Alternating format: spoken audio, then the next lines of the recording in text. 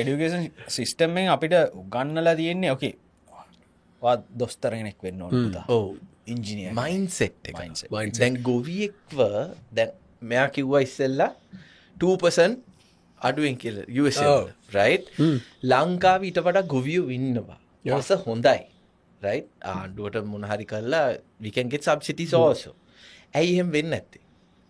ගොවියව එදා ඉඳන්ම පල්ලෙහාට දාලා තියෙනවා. මේගොල්ලන් හිතන්නේ ආ ඩොක්ටර් කෙනෙක් වුණාම accountant කෙනෙක් වුණාම තමයි පොර ක්‍රාෆ්ටර් ගොවියා චොර.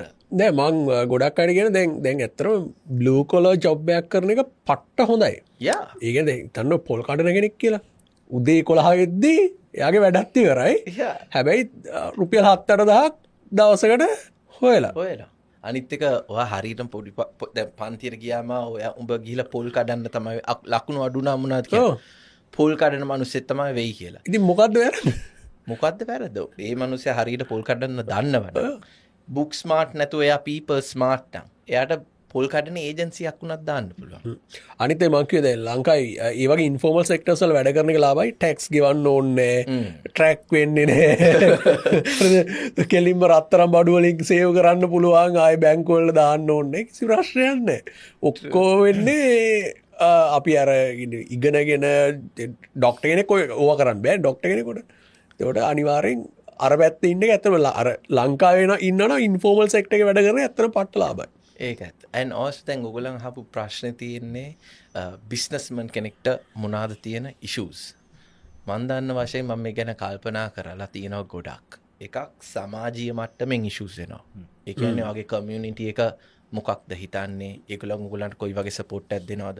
ඔයගේ යාළුවෝ වගේ business එකට උදව් කරනවද? ඒ ඔක්කොම සමාජීය මට්ටමින් school, parents, family, upbringing ඒ ඔක්කොම. දෙක ඇවිල්ලා financial පැත්තෙන් මට ඔයගලන්ට දෙන්න පුළුවන් හොඳම ඇඩ්වයිස් එක ඇවිල්ලා ලොකුවට බිස්නස් එක එකපාරටම පටන් ගන්න යන්න එපා. ඔයාට ආවම වියදමෙන් සල්ලි හම්බ කරන්න බැරි නම් ඔයා බිස්නස්මන් කෙනෙක් නෙවෙයි. ඒක ඔයාට සමහරක් වෙලාවට හරියන්නේ නැති වෙයි.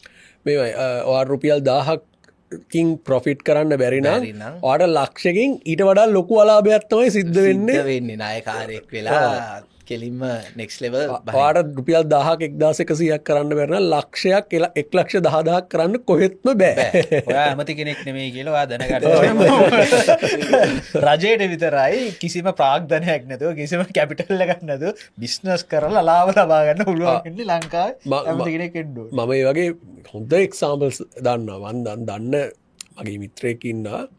හොඳට ඒ කියන්නේ පට්ට සල්ලියක් දාලා තියෙනවාට නෙවෙයි ඉන්හෙරිටන්ස් අනම්මනම් දාලා ගෙවල් වලින් දුන්න සල්ලිත් දාලා ඒ බිස්නස් එක පටන් ගත්තේ නිකන් මේ තාට්ටු 3ක බිල්ඩින් එකක් වගේ අර ඒව රෙන්ට් කරලා ඒව ලොකුවට.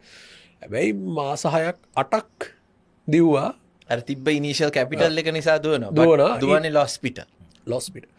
ඊට පස්සේ ක්‍රෙඩිට් කාඩ්ස් වලින් එහෙමත් දැඟලුවා ටික තමයි. ඊට පස්සේ ඒවත් ඇවිල්ලා එහෙන් කම්ප්ලේන් කරන්න ගත්තා නම් මනන්සි ඉන්න උනා. ඊට පස්සේ තාවම ගොඩ එන්න බෑ මේ මනුස්සයාට.